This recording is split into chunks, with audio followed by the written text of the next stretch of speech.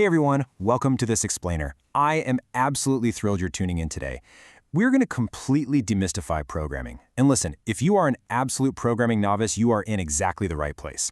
We're going to strip away all those confusing modern software complexities and step right into a classic, beautifully distraction-free environment, QBasic. By zeroing in on this foundation, we're going to build your computational thinking from the absolute ground up. You know, there's a quote from our source material that I just love. The best way to predict the future is to invent it, but first, master the loops that built it. It really sets the perfect tone for our journey. Now, you might be wondering why on earth we're looking at something with such a retro feel. Well, the underlying logic we're learning here, the actual mechanics of coding, transfers directly to modern languages like Python, Java, C++, and JavaScript. We are essentially learning the universal grammar of all software. So, here is our roadmap for today. 1. Why learn QBasic today? 2. Talking to the computer.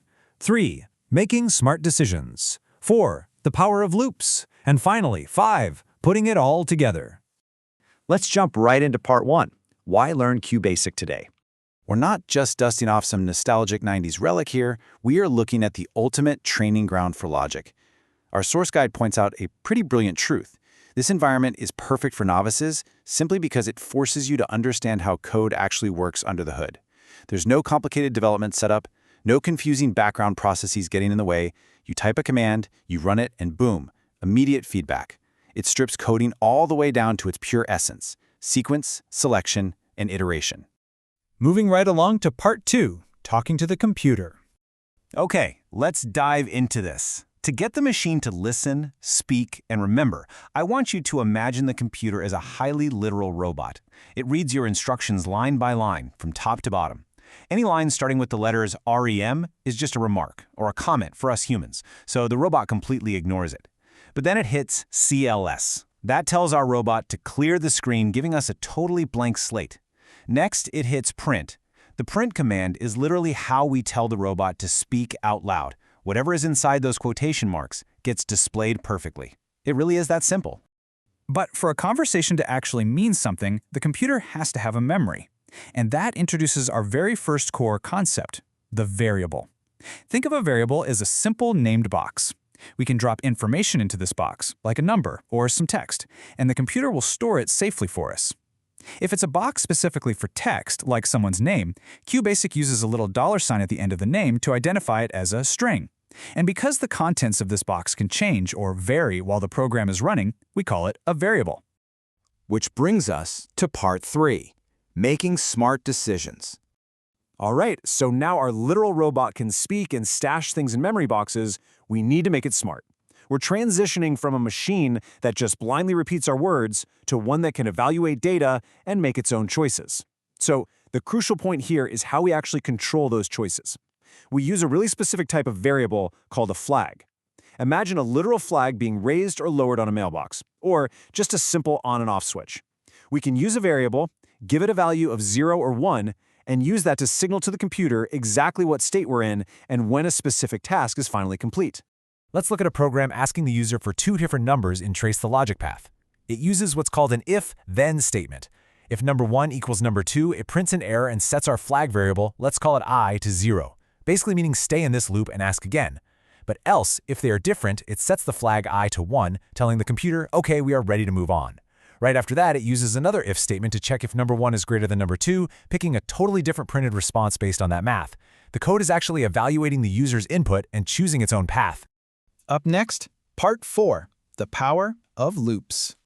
Oh man, this is where things get genuinely exciting. We are unlocking the true superpower of computing right here. Automation, repetitive speed, and doing the heavy lifting for us. Remember how I said computers are perfect literal robots? Well, their greatest strength by far is that they never, ever get bored. They excel at doing repetitive tasks at lightning speed. A loop is exactly what it sounds like. It's a tool that lets you execute a chunk of code over and over again without having to manually type it out 1,000 times. We basically have 2 main ways to control this looping superpower. First up is the for next loop. You use this when you want to count out specific steps, like printing out a multiplication table from 1 to 10. The computer counts up, and when it hits 10, it just stops. But then we have the do while loop. You use this one when you don't actually know the exact count in advance. Instead, the loop keeps running indefinitely while a specific condition remains true. It's like waiting for the user to type the correct password, or waiting for our flag variable to finally flip its switch. And finally, part 5, putting it all together. Let's see how all these pieces fit together into something really impressive. We're going to combine variables, decision-making, and loops to solve some real-world math logic puzzles. Let's pause for a second and think about simple middle school math. How do we pull apart a 3-digit number, let's say 345, into its individual digits? In coding, we don't just chop it up like a word. We use math. To get the hundreds place, we use integer division, that backward slash, which divides the number and just throws away any leftover remainder. So, 345 divided by 100 is simply 3. To get the units place, we use mod, which throws away the main division and gives us only the remainder. 345 mod 10 leaves us with exactly 5. This totally basic math gives the computer a brilliantly simple way to extract individual digits. Watch how the literal robot executes those exact middle school math steps. The program asks for a 3-digit number, n. It extracts the first digit using integer division by 100, it extracts the third digit using mod 10, and it gets the middle digit by doing integer division by 10 and then running mod 10 on the result. From there, the computer can add those isolated digits together or multiply them instantly. It's literally manipulating the very fabric of the numbers. Okay, let's take a quick mental breather here. Remember our superpower? The loop lets you run a block of code endlessly. Keep that firmly anchored in your mind, because we're about to look at our final, most complex algorithm, combining this looping power with the digit extraction math we just learned. And this setup brilliantly illustrates what happens when we tell the computer to reverse a number of any length. We take a number, grab the absolute last digit using our mod trick, and start building a brand new reverse number. Then we just chop that last digit entirely off the original number using integer division. And then the loop repeats. Round and round it goes, shifting digits in real time inside the machine's brain until the original number is completely gone. Diving right into how the magic actually works inside a while loop, we've got our variable called reverse num. The absolute secret sauce here is this logic. Reverse num equals reverse number times 10 plus digit. By multiplying by 10, the computer shifts the existing digits one whole space to the left, which creates a nice empty slot to just drop the new digit onto the right. It repeats this while the original number is not 0. This exact mathematical shifting logic is actually the core behind so many modern software engineering puzzle problems, checksums, and cryptography basics used today.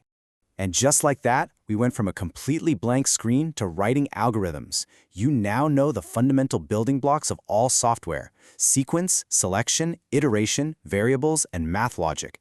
You possess the exact same computational thinking tools used by top software engineers out there right now.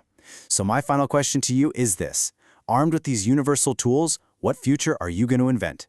Thank you so much for learning with me today.